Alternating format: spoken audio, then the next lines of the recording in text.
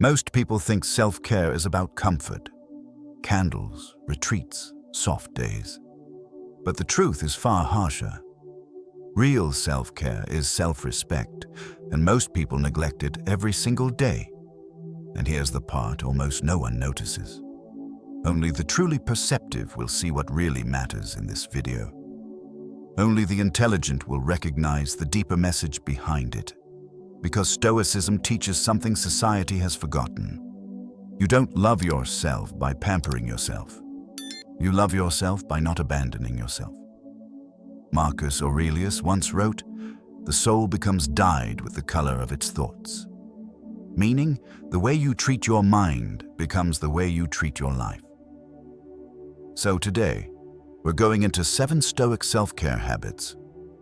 Not the soft kind, but the kind that rebuild your discipline, your dignity, and your inner strength, until you become truly unstoppable. Before we begin, take a second and comment. I respect myself. 1. Live by virtue, not emotion. If there is one habit that separates a disciplined, self-respecting human being from someone who is constantly pulled around by impulses, it is this. Live by virtue, not emotion. Most people today wake up and let emotions dictate their entire day. Frustration, insecurity, jealousy, boredom, anxiety. And when emotions lead, your life becomes reactive and unstable. You abandon your standards, you break your promises, you regret decisions you made in moments of weakness. The Stoics recognized this long ago. Marcus Aurelius wrote, "If it is not right, do not do it. If it is not true, do not say it." Notice the precision of that line. He did not mention feelings. He pointed directly to virtue as the compass. Virtue is stable. Emotion is temporary. Self-respect comes from choosing the stable over the temporary. Stoicism grounds life in 4 virtues. Wisdom, the ability to see things as they really are and choose the right action. Courage, doing what must be done, even when fear whispers otherwise. Justice, doing what is fair and honorable, even when no one is watching. Temperance, mastering your impulses instead of being mastered by them. When you act from these virtues, you rise above chaos. When you act from emotion, you fall into it. Think back to the last time you reacted emotionally. Maybe you snapped at someone, avoided an opportunity because fear got loud, or reached for comfort instead of growth. Afterward, you didn't feel strong. You felt smaller because you betrayed your own standards. Now remember a moment when you acted from virtue instead. Maybe you stayed calm when someone tried to provoke you. Maybe you kept your word even when you didn't feel like it. Maybe you told the truth though it cost you something. That quiet dignity you felt afterward. That was self-love in its purest form. Here is a simple Stoic decision filter that will change your life. Before you act, ask yourself, is this wise? Is this just? Is this courageous? Is this temperate? If any answer is no, pause. Do not act from emotion. Wait until your action aligns with who you want to be, not how you temporarily feel. This is not about suppressing emotions. Stoicism never taught that. It's about not letting emotions drive the car. Emotions can sit in the back seat, but virtue holds the wheel. For the next 24 hours, try this.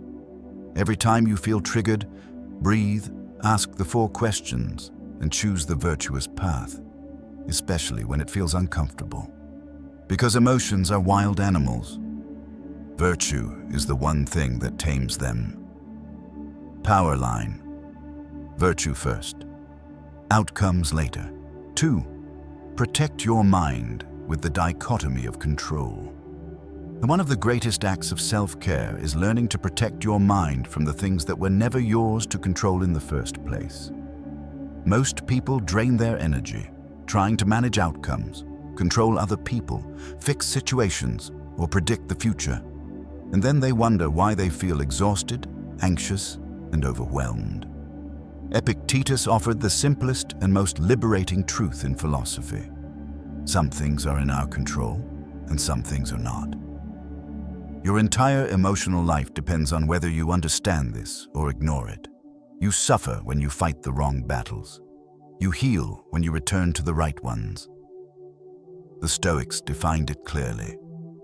Only three things belong to you: your judgments, your decisions, and your actions.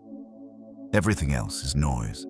Other people's opinions, the outcome of your efforts, delays, weather, traffic, betrayals, misunderstandings. Modern life pushes you to care about everything. Stoicism teaches you to care about what matters. Think about how much stress you carried last week that came from things outside your control. Someone misinterpreted your message. A co-worker acted immaturely. A plan didn't unfold the way you hoped. Someone didn't reciprocate the way you wanted. You felt responsible for everyone's feelings. None of these were yours to hold. But when you hold what isn't yours, you weaken your spirit. Here's the shift. Every time something bothers you, ask one question: is this within my control? If yes, focus your effort. If no, release it immediately. This single question can save you years of unnecessary suffering. To practice this deeply, use the Stoic two-column reset. On the left, right, mine. On the right, right, not mine. Then sort the stressors in your mind into the proper column. You will be shocked at how much you've been carrying that never belonged to you. This is not apathy, it is clarity. It is choosing not to lose yourself in battles that cannot be won. When you protect your mind through the dichotomy of control, something shifts internally. You become calmer, clearer, harder to shake. You stop reacting to every disturbance, and you begin responding only to what aligns with your values. Your peace becomes harder to steal. Your energy becomes harder to drain. Your self-respect grows because you no longer betray your own boundaries. Let this be your quiet rule for the rest of the week. Do your best, release the rest. Your mind is too powerful to waste on what was never yours. 3. Emotional mastery through the sacred pause. If there is one skill that instantly separates a reactive person from a self-respecting, grounded human being, it is the ability to pause before you respond. The Stoics understood something timeless. It's not the emotion that destroys you, it's the reaction you choose in the heat of that emotion. Modern life conditions you to respond instantly. A message arrives. Reply. Someone disrespects you. Fire back. Someone disappoints you. Panic, argue, overthink. But urgency is the enemy of inner peace. And the Stoics practiced the opposite, the sacred pause. Marcus Aurelius wrote, "You have power over your mind, not outside events. Realize this, and you will find strength." The moment you pause, you reclaim that power. Here is the truth. Emotions are natural, but reactions are choices. When you don't pause, you hand the steering wheel of your life to impulses, wounds, trauma, or insecurity. When you pause, you return it to reason, clarity, and virtue. To master your emotions, use the Stoic stoic method, a simple ritual that saves you from saying or doing something you'll regret. Stop. Freeze the impulse. Don't move. Don't speak. Take 3 breaths.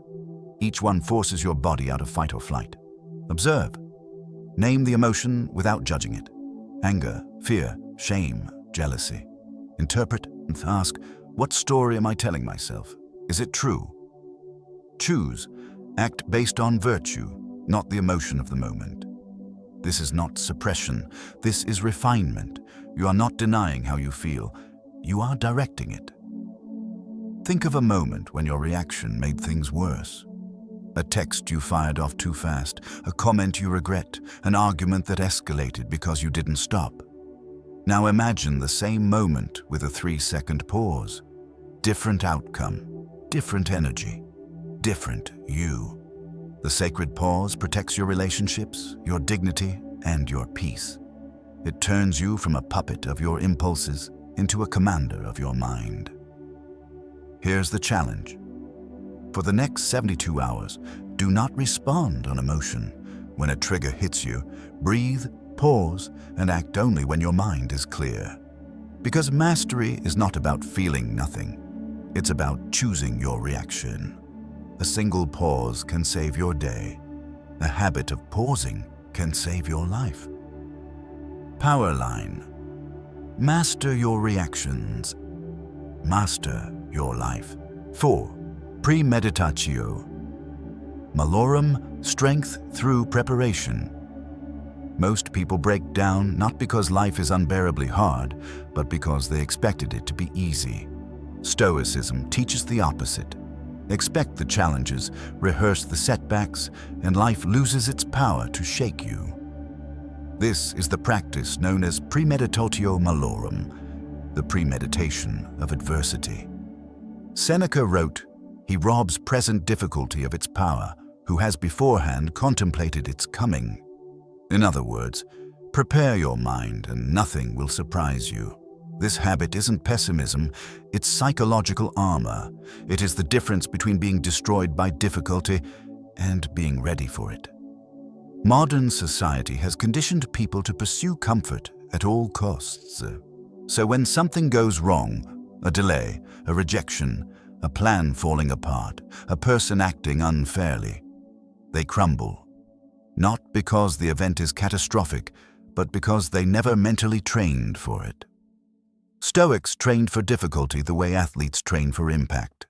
Here's how you practice Premeditatio Malorum the right way. Every morning, take 1 minute and imagine one small thing going wrong today. Not dramatic, not catastrophic, just real life. A meeting gets cancelled. Someone speaks to you rudely.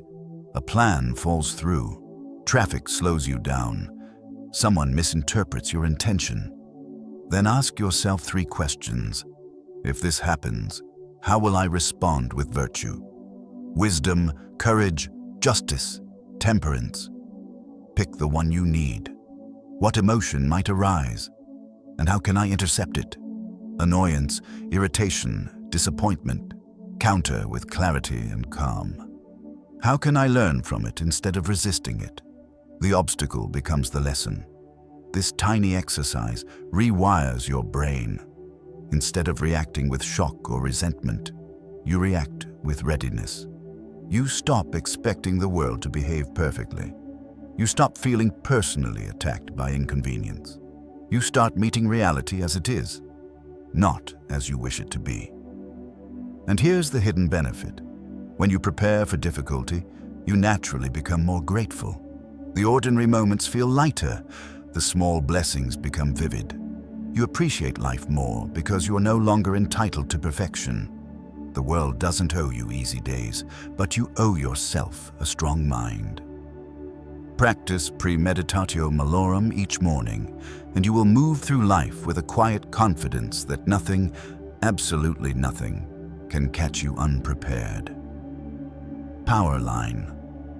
Prepare the mind, and nothing breaks you. 5. Radical honesty in your journal. If you truly want to love yourself, you must first be willing to face yourself. Not the polished version, not the curated version, but the raw, unfiltered truth of who you are and how you think. Most people avoid this step because honesty with yourself cuts deeper than honesty with the world. The Stoics believed that an unexamined mind becomes its own prison. Seneca practiced nightly self-review, not to punish himself, but to free himself. He understood that clarity is a form of self-respect. Radical honesty in your journal is not about guilt, it is about liberation. Modern life teaches you to hide. Hide your flaws, hide your insecurities, hide your impulses, hide your emotions until they eventually take control. But what you hide owns you. What you face transforms you. Journaling is how you sit down with your own soul and tell the truth you've been avoiding. When you write without filters, you start noticing patterns you've been blind to. You see the excuses you repeat, the habits that hurt you, the beliefs that weaken your confidence. And you also see moments of courage, discipline, and quiet growth that you often overlook. To practice Stoic journaling, reflect on these guiding prompts every evening. What did I do well today? This strengthens virtue and reminds you that progress exists even in small steps. Where did I betray myself? Think of the moments you ignored your boundaries, broke a promise to yourself, acted out of fear, or lowered your standards. What emotion controlled me the most? Name it honestly. Anger, jealousy, avoidance, impatience. Naming it takes away its power. What belief fed that emotion? Maybe a fear of rejection, a craving for approval, a story about not being enough. When you expose the belief, the emotion weakens. What am I genuinely grateful for? Gratitude sharpens clarity and reveals how much stability already exists in your life. What will I correct tomorrow? Not in theory, in action. One shift, one behavior, one choice. This practice doesn't make you harsh. It makes you clear. Clarity is one of the most powerful forms of self-love, because when you stop lying to yourself, you stop breaking your own heart. Most people fear journaling because they fear the truth, but the truth is the only doorway to change. Radical honesty builds identity.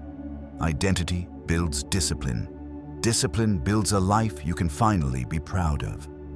Return to your journal every evening like returning to a mirror, not to criticize, but to see, to understand, and to choose a better version of yourself tomorrow. Power line. Honesty heals. 6. Voluntary discomfort. Build mental immunity. Most people fear discomfort as if it were a threat. But to the Stoics, discomfort was not the enemy. It was the gym where character was built. A person who avoids all forms of difficulty becomes fragile, anxious, easily shaken by the smallest inconvenience. A person who trains with discomfort becomes resilient, steady, and almost impossible to break. Seneca practiced deliberate hardship to remind himself that comfort is a luxury, not a guarantee.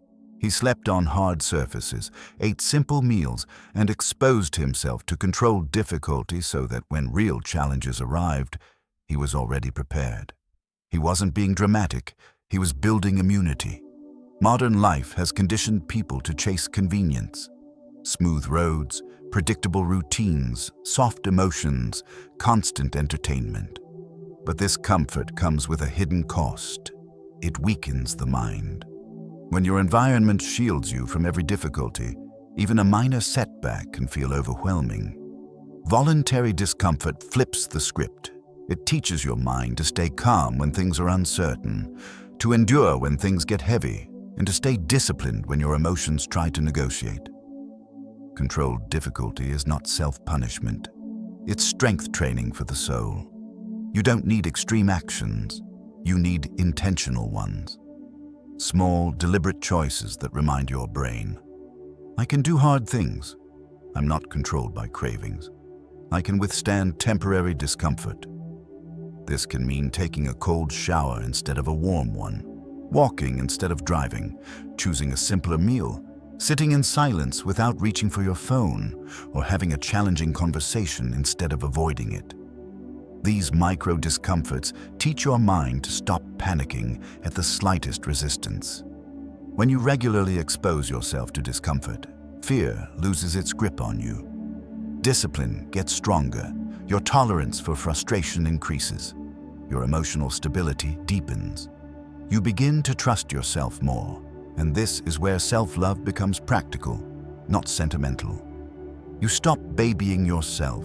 You stop negotiating with your excuses. You stop letting temporary feelings sabotage long-term strength.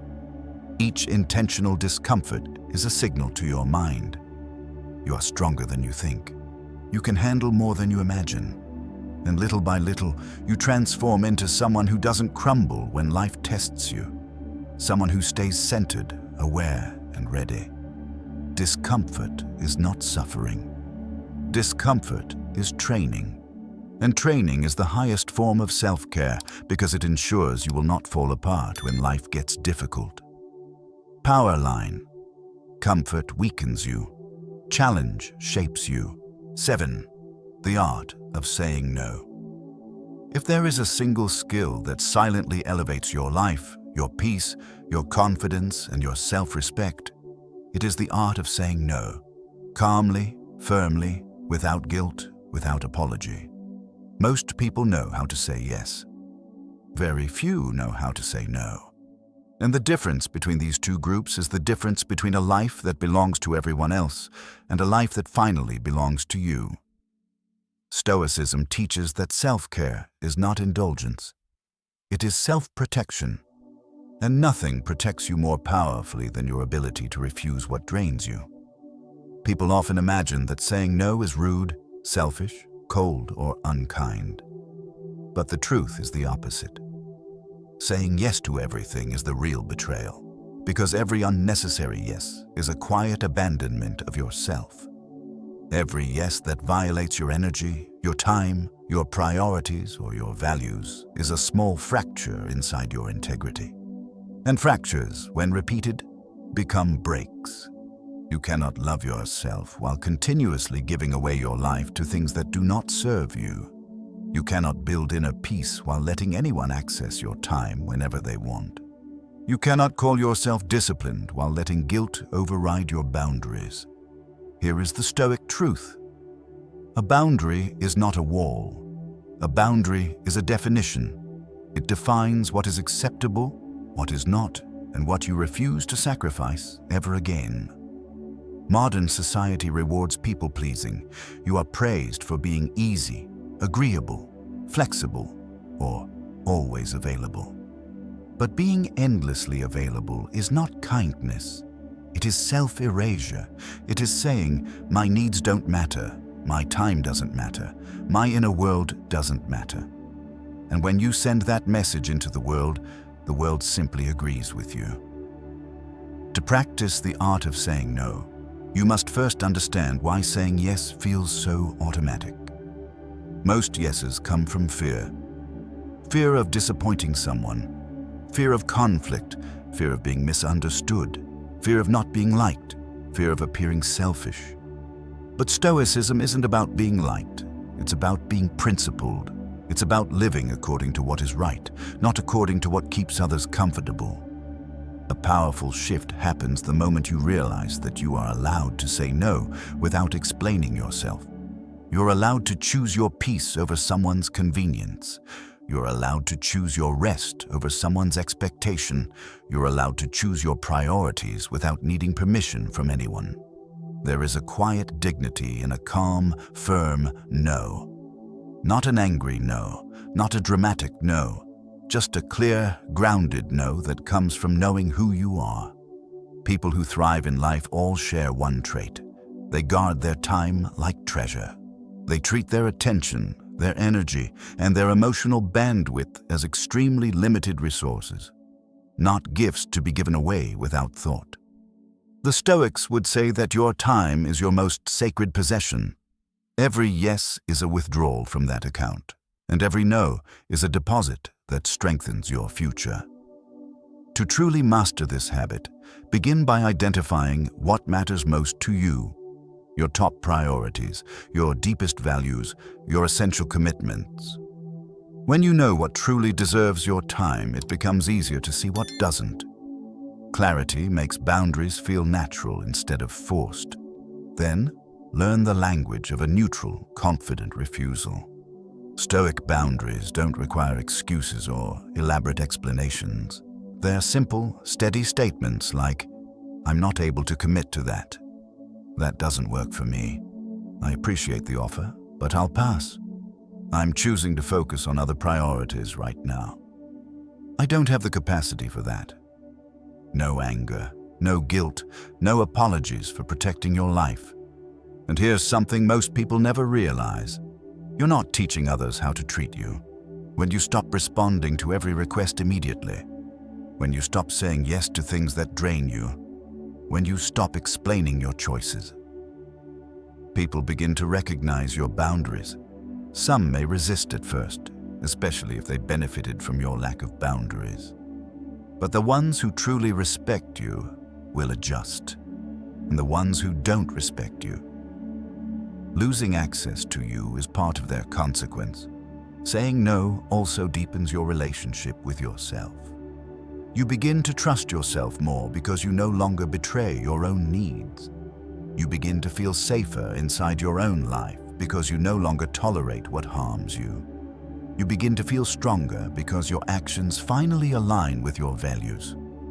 Nothing builds confidence faster than honoring your own limits. Nothing builds self-love deeper than refusing what hurts your spirit.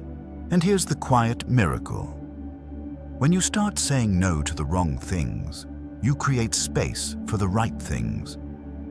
Better opportunities, better relationships, better habits, better energy, better alignment with your purpose. You are not born to be overwhelmed.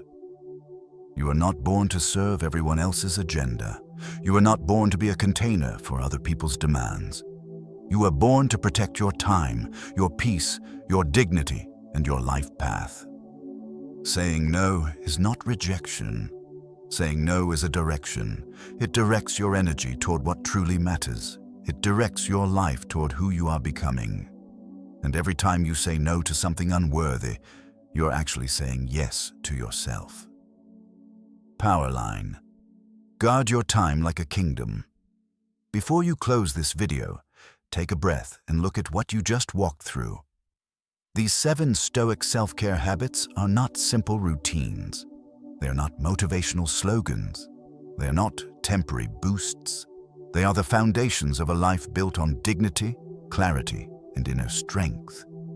You've just learned how to live by virtue instead of emotion, how to protect your mind with the dichotomy of control, how to master your reactions through the sacred pause, how to prepare your soul for adversity before adversity arrives, how to tell yourself the truth in your journal, how to strengthen your mind through deliberate discomfort, and how to defend your peace by saying no with confidence and without apology. Most people will hear these ideas and go right back to the same habits that keep them overwhelmed, drained, and disconnected from who they want to be. But the few who truly pay attention, will recognize that this isn't just advice. It's a blueprint, a system, a way of living. And if you're still here, listening carefully, reflecting deeply, you're one of the few. There is a version of you that is calmer, stronger, wiser, more grounded, more disciplined, more unshakable. That version is not created through comfort. That version is built through choices, small but consistent, that honor your mind, your time, your boundaries, and your values. Self-care is not about pampering yourself. Self-care is about not abandoning yourself. It's choosing silence over drama, clarity over chaos, discipline over impulse, virtue over emotion, boundaries over guilt, growth over comfort, yourself over approval. If you apply even one of these habits for the next week, you will feel the difference. Your thoughts get clearer, your reactions get calmer, your decisions get firmer, and your inner voice gets louder and more confident. That is the beginning of becoming unstoppable. Thank you for staying until the end. Thank you for choosing growth over ease, truth over distraction, and discipline over the path of least resistance. If this message resonated with you, share it with someone who needs strength more than sympathy. Your support helps this community grow. And before you leave, anchor your commitment by writing in the comments, "I choose self-respect." Say it, claim it, live it. Your future becomes stronger the moment you do.